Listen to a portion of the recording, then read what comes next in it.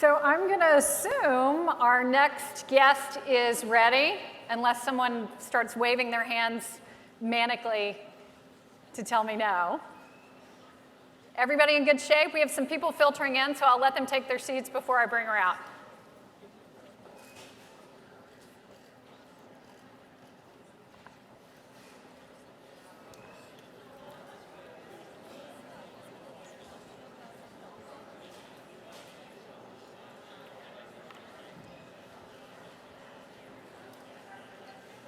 Okay. You guys ready? Yeah? Thank you, front row.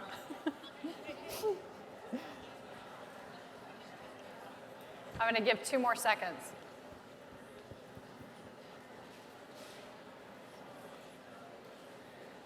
Okay, take your seats. We're going to get started.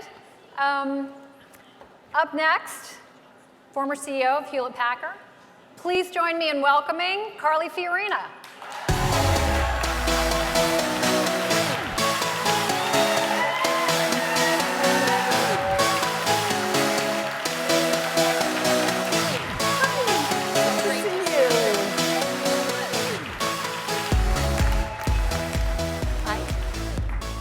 Welcome. Thank you. It's great to have you here.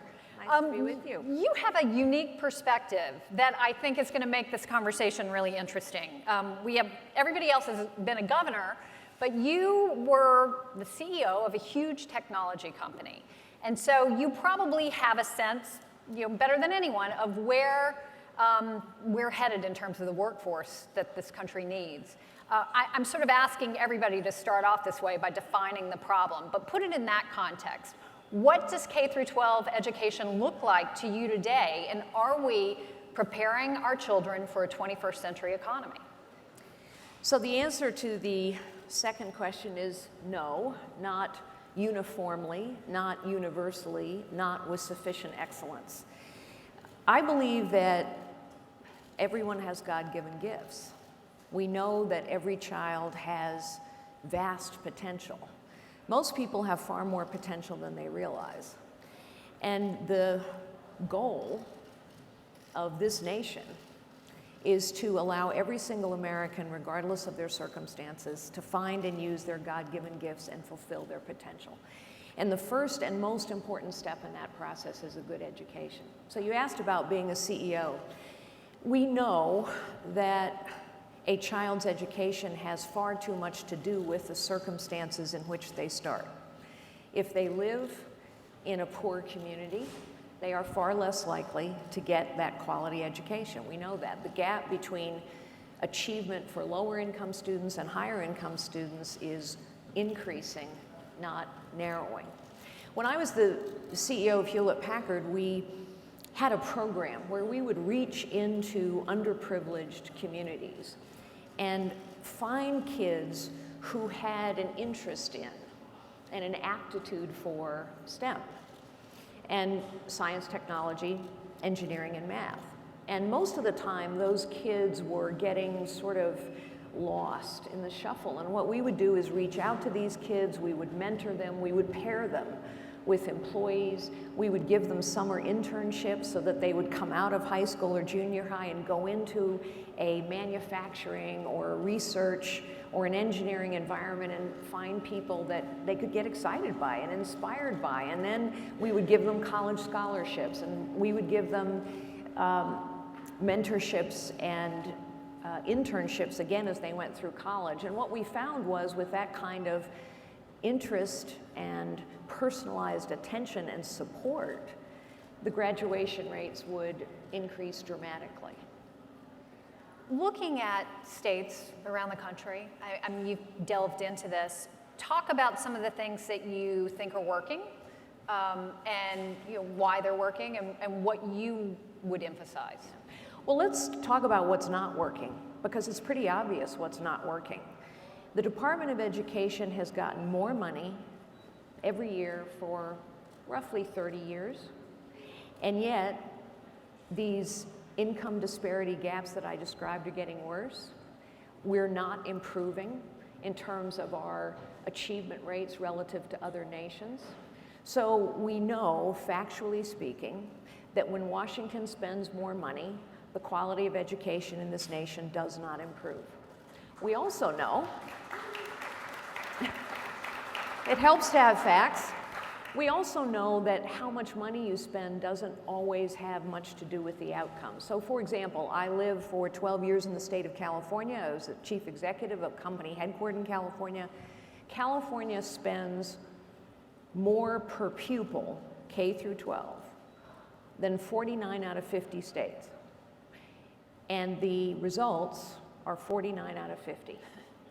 In other words, you can spend a lot of money and have really not a positive impact at all. And so I think what we need to do is look at what works, because we know what doesn't work. What doesn't work are big bureaucratic programs from Washington, D.C.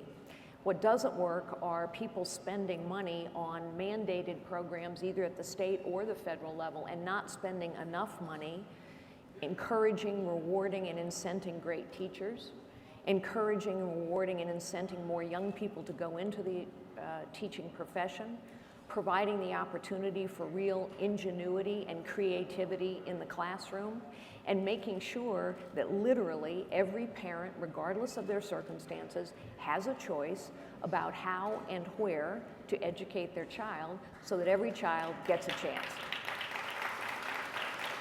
What states do you think are doing that well? Well, you know, there are some interesting examples. Tennessee has some great programs where that's going well. The school district of Boston has had some great luck with, great achievement with vouchers, charter schools, magnet schools, where the income disparities between achievement has been narrowed. We also know that there are states that maybe have taken a good thing and made too much of it. So in a state like Texas, for example, where there are examples of great charter schools that have succeeded, but it's also true if you look at the data in Texas that charter licenses have been handed out without sufficient regard to quality, and so you have a lot of charter schools that aren't performing. So accountability needs to exist in every kind of school, whether it's a public school, a charter school, a voucher program, a magnet school. You need to have some degree of accountability, but nevertheless, we have examples of what things work, and when you boil it all down, the thing that always seems to work is not a big government program, not necessarily the most money spent, but creativity and ingenuity in the classroom, an excellent teacher, an involved parent,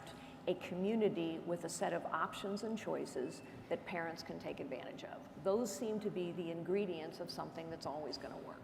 Some states have been able to achieve that better, especially on the school choice front, whereas others they haven't had the ability to expand some of the programs that you would advocate for. What are the barriers to expanding school choice and giving parents more options? You know, I think what we have today, for example, unfortunately, is federal government money is being used to pick winners and losers. So you see a program like Race to the Top being used to determine, well, you're doing it the way we like you to do it, so you get federal money. You're not doing it the way we want you to do it, so you don't get federal money. That's not going to work. If we want, the truth is, more federal money ought to flow out of Washington, D.C. into the states, and money at the state level ought to flow into the community level. There's some really innovative programs, for example, in the state of Nevada, where the governor has permitted parents to have an education savings account, and federal money follows a parent wherever they choose to educate their child, so that they get a real choice, and the school district has state the funding money necessary. Yes. Yeah. The school district has the funding to make that choice pay off. So I think we also know that when you get a federal government program, there are some inevitable things that happen to that program. It's just the nature of bureaucracies. A bureaucracy by nature will standardize and systematize. They won't standardize goals. They will standardize methods. And that's what we see going on right now. So Common Core may have started out as a set of standards, but what it's turned into is a program that honestly is being overly influenced by companies that have something to gain, testing companies and textbook companies. And it's becoming a set of standards, not on what a kid has to learn, but instead on how a teacher has to teach and how a student should learn. And that kind of standardization is always going to drive achievement down, not up. So I want to get in a little bit more into the federal government's role in public education, because the federal government, only 10% of the money we spend on K through 12 comes from the federal government. Most of it really is in the states. But first, But it's a lot of money, and it's more money every year.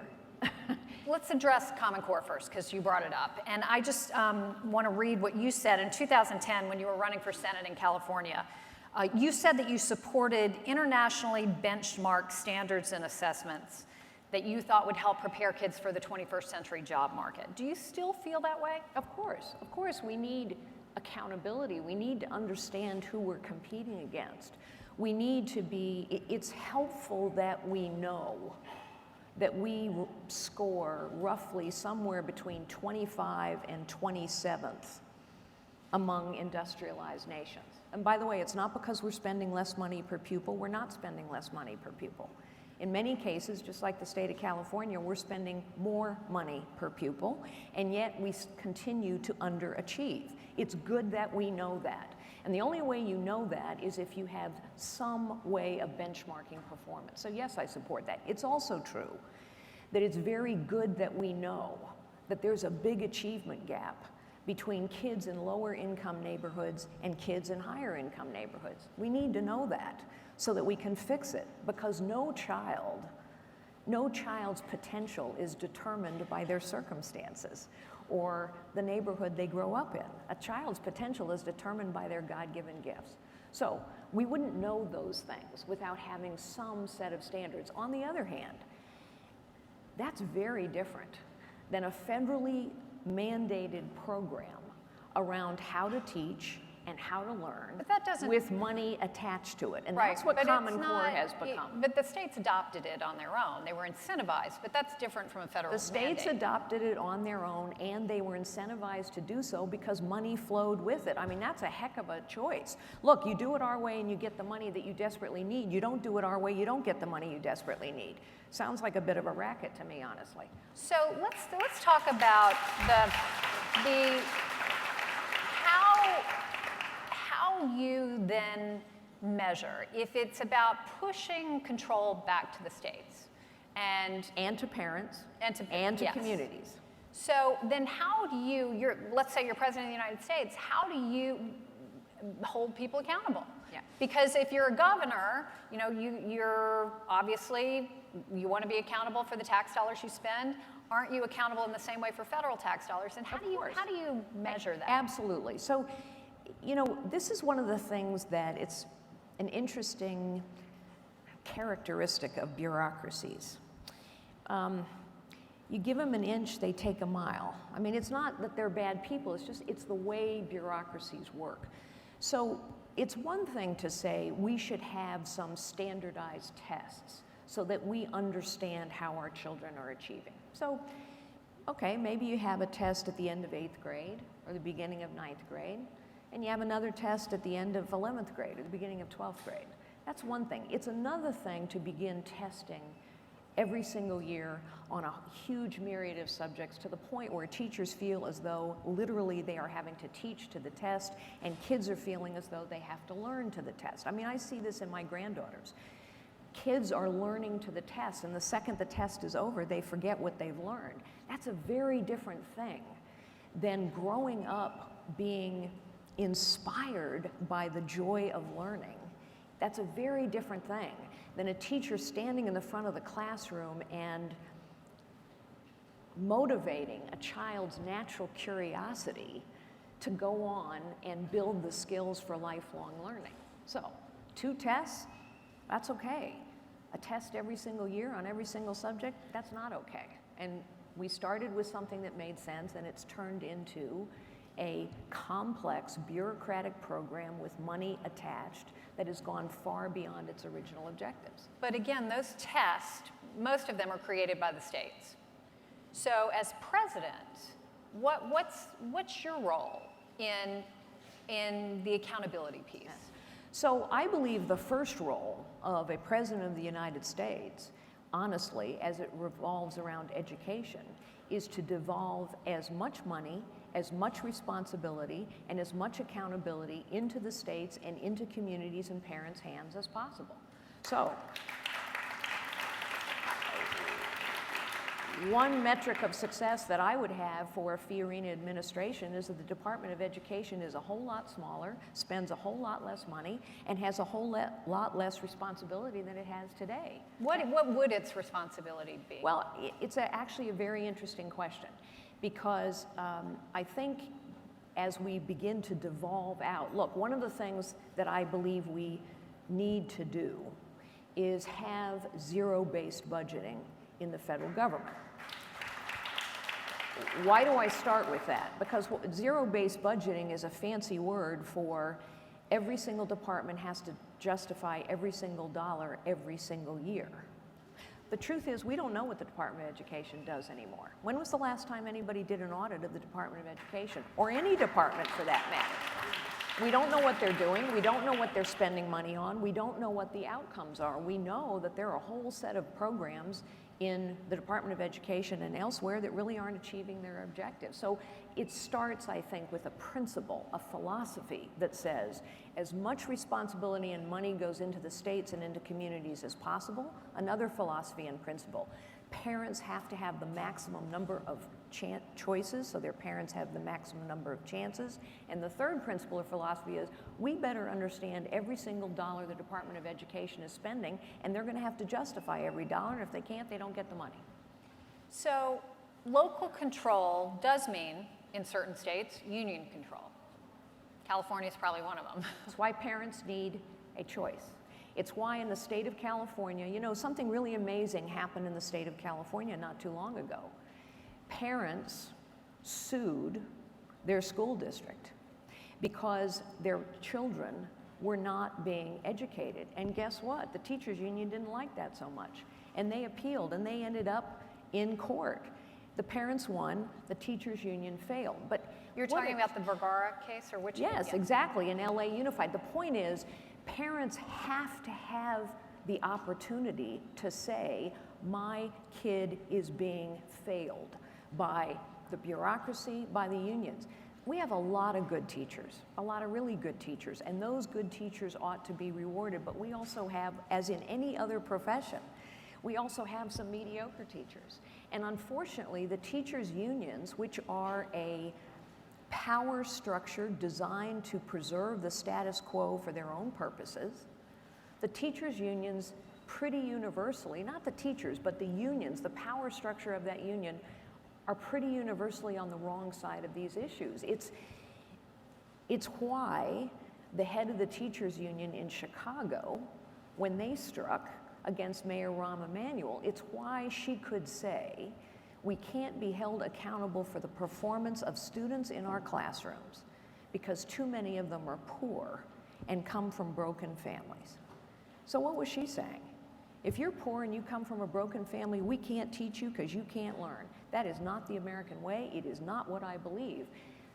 We need to call it like it is. Most of the teachers' unions are on the wrong side of this issue. The Democrat Party is now on the wrong side of this issue. We need to empower parents and communities so that their kids have a chance. I'm gonna press you on this a little bit because we have time. You never have time, and today we have time. Which is, again, as president, how do you do it if you want to relinquish power, essentially? I mean, do you believe in, there are a lot of supporters here of school choice today, and you clearly think that's, the path that is going to serve us the best. But what can you do as president to incentivize it? Do you believe in using federal dollars to incentivize states to, adopt vouchers or expand their charter programs? Or so, one of the reasons I'm a conservative is because I believe that the federal government shouldn't do everything that it can do. I do believe that humility and restraint are necessary characteristics of a leader. A president can do many things. A federal government can do many things. It doesn't mean they should. So it's why I start with saying we need to devolve as much money and as much power out of Washington, D.C., and out of the Department of Education bureaucracy and into the states and communities as possible. I get very nervous when the federal government starts to say, you know what, I got this bucket of dollars, and if you do it the way I like you to do it, you get them, and if you don't get the dollars, because it becomes just exactly what has happened with Common Core and Race to the Top. It becomes punitive over time. It becomes a method for standardizing everybody. One of the greatest things about this nation is our diversity. Look, I've done business in China for decades. Everybody talks about, we got to compete with the Chinese. Yep, we got to compete with the Chinese, no doubt. But let me say, one of our great assets as a nation is our diversity, our ingenuity, our creativity. I am not at all troubled by the fact that a school in rural Alabama may choose to fulfill its children's potential by giving them a great education differently than an urban school in Manhattan. In China, everybody has to learn the same. Everything is standardized. And what is the result of that system? They can take tests, absolutely. And they're a very competitive society in many ways. But the system has bled out innovation, creativity, and ingenuity. And when we lose that as a nation, we lose our ability to innovate, to grow our economy, and we lose the ability for every individual to, in all of their diverse glory, fulfill their potential. I don't want to be China. I just want to compete with them. Before we get off of the federal piece, just talk a little bit about the Elementary, Secondary Education Act being reauthorized, No Child Left Behind, the updated version. Two different versions in the House and the Senate right now. What do you think about the changes they're making? What would you push for? Yeah. So I'm really encouraged, honestly, by the version that is in the Republican House, because what it does is push money out. It puts more and more accountability in the hands of parents and communities. It gives parents the choice to opt out of standardized testing. It puts more money in the hands of communities. So I'm very encouraged by that bill, and I hope ultimately that's the version that's adopted, honestly. Are there any federal programs on education that you do support that are, pushing choice or? Well, I think we need, I'll go back to what I said earlier, I think we need to do a top to bottom audit because we haven't done one in 50 years. I think the question is not, is a federal government program working? There may be some that are. I think the question is the federal government the best place to do this? Yes or no? And I start on the basis of education. There are many things that only the federal government can do. Only the federal government can secure the border. Only the federal government's responsibility is to repair roads and bridges. But in this case, in the case of education, I think we have to start with the fundamental question, should someone else be doing that? And my bias is, generally speaking, it ought to be as close to parents and communities as possible. We have a lot of educators here today. Talk to me about, I asked Governor Bush the same question. I'm interested in hearing it from everyone. A teacher that you've had in your life who's influenced you, who's been important to you, and what that teacher did that we could potentially turn into policy. Well, the last part of your question is always what makes me nervous. What about that teacher could we turn into policy? Sometimes the right policy is to encourage as much creativity and ingenuity and individualism as possible, and you don't do that with a big federally mandated bureaucratic program. You crush it, actually. It's the nature of bureaucracies to crush individualism and ingenuity. They don't know any other way. But, you know, I was, to the first part of your question, I was thinking about it on my way here. Miss Dunleavy, Mrs. Coker, Mrs. Lewis, Mr. Nordinger, Mr. Cross. Those are the names of my second, third, fourth, fifth, and sixth grade teachers. I am 60 years old and I can still remember every single one of their names. Think about how phenomenal that is. Think about how much impact those people had on me that I have no trouble remembering their names. I mean, I can't remember some of the people I met 3 days ago, and yet I can see Mr. Nordinger in front of the classroom. I can see when we got a little restless in the back of the classroom, he, in all good fun, he would take an eraser and throw it at the back wall. I can see Miss Dunleavy. She wore little twin set setters. Remember when you had the little chains that held your sweater together? I can see Mrs. Coker talking about the weather. She loved the weather. The point is this. Every single one of those teachers made me love to go to school every day. I couldn't wait to get into the classroom and say hello to Mrs. Lewis or Mr. Cross. You know, Mr. Cross said something which now would be considered completely politically incorrect, and yet I remember it to this day. He would make us write papers on something, history, something. And we would always say, as you always do when you're student, well, how long should it be? And Mr. Cross's answer was always the same, and it was politically incorrect. He would say, well, I think it should be like a woman's skirt, long enough to cover the subject, short enough to be interesting. Now, we would be horrified today. It was really the wrong thing to say. But you know what? It communicated. We understood exactly what he meant. So the point is, I remember little things of every single one of these teachers. They liked me. I knew it when I walked in the classroom. It's so important. I felt valued every morning when I walked in the classroom. And my bet is the other 25 or 30 students said the same. They were excited to be teaching me, so I was excited to be learning. They were people, they were individuals. Every single one of them was different. Every one of them had a different style, and yet I learned a lot from every single one.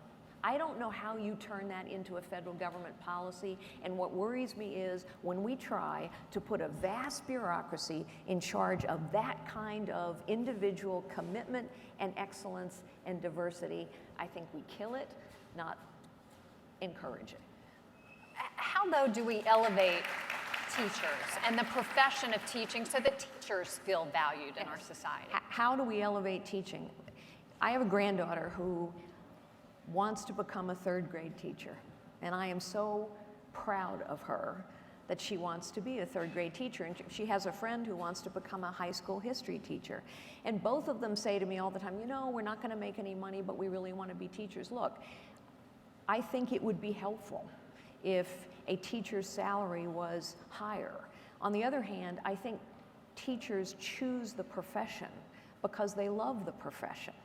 And so I think what we need to do is reward those who are excellent with real rewards. Today, the teachers' union, let's just be clear, what do unions reward? Seniority. The longer you're in the job, the better you do, whether you're good at the job or not. So what does that do over time? A seniority system over time discourages excellence. A seniority system over time, as opposed to a meritocracy, a seniority system over time rewards you for just sitting in the chair, and anyone who's trying to do a really good job gets discouraged. I've been a participant in a great program called Teach for America over the years. Teach for America is a fantastic program that recruits young people to be teachers in very troubled neighborhoods. And the story that I hear all too often is these young, enthusiastic teachers go into these neighborhoods. They find children the same that we find anywhere in the world who are eager and excited to learn and have God-given gifts. And you know who discourages them? Not the circumstances of their classrooms, not the poverty of their students. What discourages them is teachers who have been there for way too long, who don't want somebody rocking the boat and showing them up. We have to go to a meritocracy system. Since you brought up Teach for America, because I think it's an amazing program, just talk about some other things like Teach for America that you know, programs or charter schools that you visited or experienced that you think are really making a difference. Well, you know, there's this really interesting program in Tennessee where local businesses, local schools, school boards, school districts, and parents are working together to improve outcomes, and they're having amazing success. The point is, we have all kinds of models of excellence that are going on in the nation, and I think that is the point. One size doesn't fit all. But where we find things that work, we ought to have money flow to those things, we ought to have a spotlight flow to those things, we ought to have rewards flow to those people who have done well, instead of saying, and this is what we're doing today, instead of saying, we in Washington, D.C., in the Department of Education know what's best, so we're going to roll out programs and we expect you to adopt. Innovation and excellence usually happen from the bottom up, not from the top down. I know I keep harping on this, but we need a fundamental reorientation of our thinking on this problem. Because if we decide that the Department of Education and the federal government has the answers, we're going to continue to spend too much money and get too few results. If we will spotlight, highlight, reward, and motivate those things that we know work, and celebrate individuality and creativity and ingenuity in the classroom instead of trying to drown it out with standardized approaches, we're going to get better results. I'm kind of asking this question of everyone. You may not name names on your potential Secretary of Education, but who are people that influence your thinking about these issues?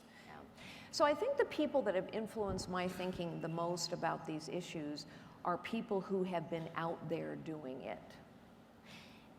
And so, for example, I might go to people who have built successful charter schools and whose point of view would be not what can I do in the Department of Education, but what's going on out there that's good that I don't want to mess up.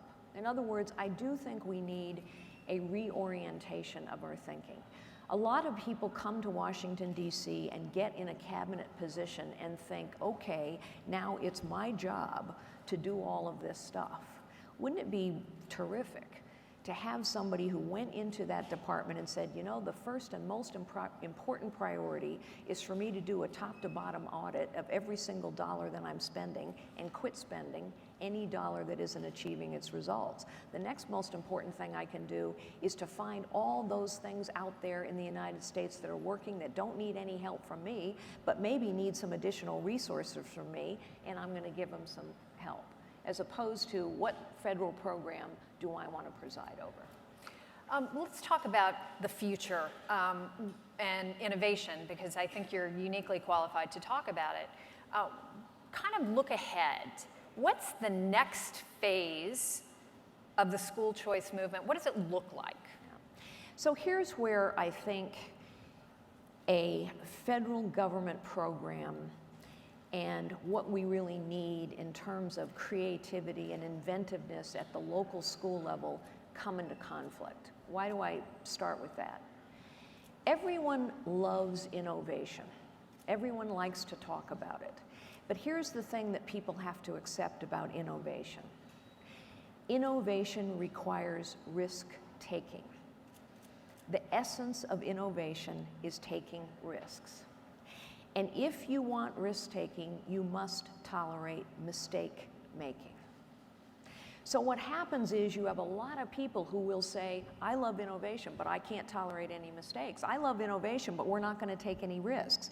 And that's how you get these big programs that absolutely crush all risk-taking because they will not tolerate any mistake-making, and therefore they crush innovation. So I start with that because I think it's critically important that we understand. We should always measure how we're doing. We should always know whether we're educating children or not. But the best way to achieve results, as we have demonstrated now in education, let me go back for a moment. New Orleans, remember New Orleans? New Orleans has to start over, basically, in the wake of Katrina. They have to literally start over. So all of a sudden they have this wonderful opportunity to innovate, and they do. And guess what? Their results are better in those 10 years following Katrina than they had been for 50 years prior to Katrina. They got to innovate. And so we have to embrace that with all that accompanies it. It's not going to be perfect every time. We're going to have to take risks. Mistakes are going to be made. But in general, we will get a higher level of achievement. Innovation is the coin of the realm in the 21st century. The society that innovates most successfully will dominate this 21st century. It's why it's so critically important that we hang on to what makes this nation special. The secret sauce of the United States of America has always been what? Ingenuity, creativity, risk-taking, mistake-making, bottoms-up progress, not top-down standardization. And if we start crushing that, as we have been through federally mandated education programs, we are going to lose our ability to compete. We cannot become more like the Chinese. We have to be as little like the Chinese as possible. Ingenuity, creativity. Human potential is the only limitless resource we have. It is the only resource we need to solve every problem and face every challenge. We don't have the most number of people in the world, but we can have the most creative and smartest people in the world, but not if we keep deciding that the federal government knows how to innovate, because it does not. It crushes innovation. Do you have grandkids? Do you have grandkids? 2. You do? Yes. So, I said my granddaughter wants to be a teacher. So, I mean, your knowledge in technology. Think about the classroom of the future for your grandkids, your great-grandkids. I mean, like, what's it going to look like for them? And can we incorporate technology? Is there anything happening in technology that you think is really exciting? Well, first, of course, we have to incorporate technology, because whether we like it or not, kids are attached to their technology. And one of the things you see in successfully putting technology into the classrooms is teachers have to introduce it. In other words, there have been too many examples where technology was just funded into the classrooms, but the teachers weren't prepared for it. They didn't understand how to teach differently. Technology is not a silver bullet. It is a tool, no more, no less. So the best classrooms will incorporate technology for sure. I mean, one of the great innovations in technology over the last, say, decade has been MOOCs, massively online open coursework. That means that anyone, anywhere, for example, can listen to a MIT professor talk about something. It's a great breakthrough. However, I think it's critically important that we think about technology as a tool, not a silver bullet, because there are 2 things that I think can never leave the classroom. One is a teacher. The human connection is so important. You know, truthfully, I don't remember what my 4th grade classroom looked like, and I don't remember what tools we had, but I remember Mrs. Lewis. The human connection is incredibly important, because a kid is not inspired to learn by Googling it. A kid is inspired to learn because they have a teacher with a spark in their eye. You know, some of you may know I was a medieval philosophy major in college. Why the heck was I a medieval philosophy major in college? Because I had this professor named Professor Bernstein, and he got that look in his eye, and he got me all excited about medieval philosophy. We can never, ever lose that human connection. That spark is what causes a kid to say, I can learn, I'm excited about this.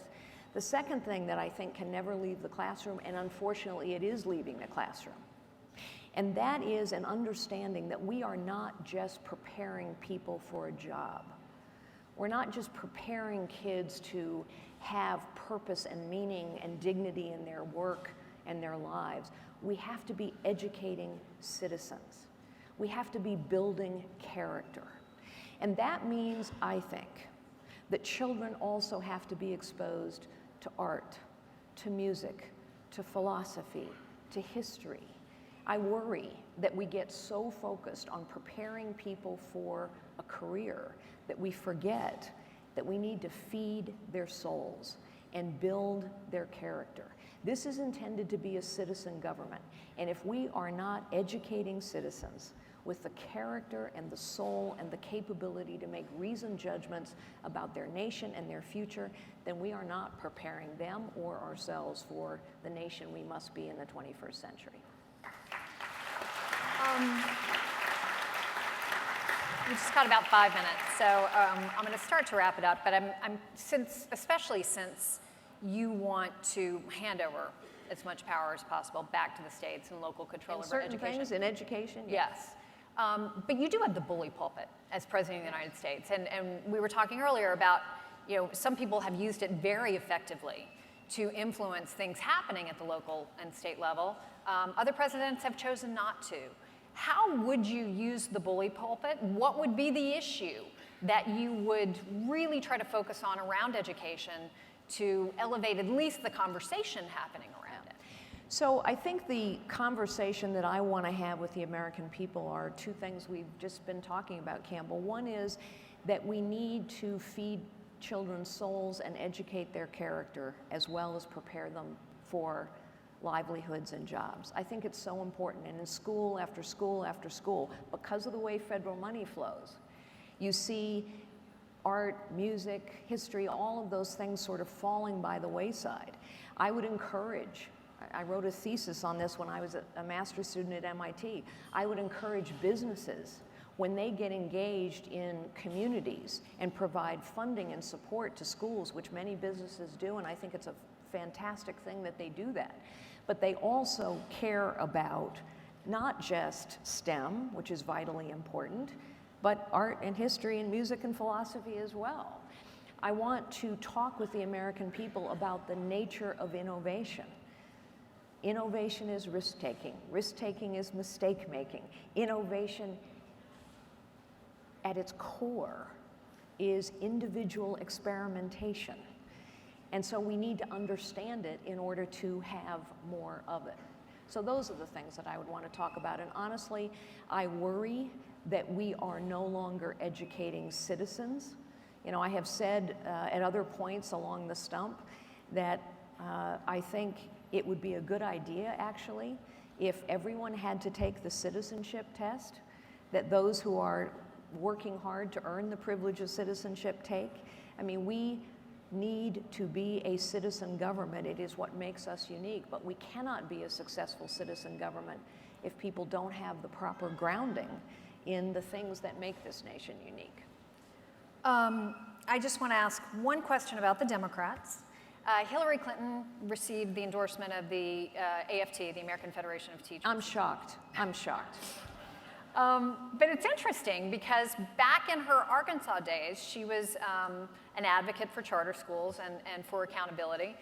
Martin O'Malley, who's running, has been an advocate for tax credits for the city of Baltimore. You have a lot of Democrats in Congress who've been big supporters of vouchers and school choice across the board. So can this ultimately be a bipartisan issue? I certainly hope so. It should be a bipartisan issue because we now have so many examples of things that work. So the goal is to have it be a bipartisan issue. It's interesting to me. Remember when Mayor de Blasio in Manhattan was running for election, and he made as part of his election platform, presumably to get the teachers union endorsement, that he was going to do away with vouchers and charters. And by the way, he's in the process of doing that. It was interesting who protested. It wasn't moms from the Upper East Side. It was mothers and fathers from lower income neighborhoods many Hispanics and African Americans who marched across bridges in protest because they knew that if he took away their chances, he was also taking away their children's choices. So, yes, we must have a bipartisan agreement, and I think if you took it outside of Washington, D.C., and you set aside the power of the status quo, which is personified by the teachers union, and you go out and you talk to parents, regardless of their circumstances, what parents will say over and over again is, I want a good teacher in the front of the classroom.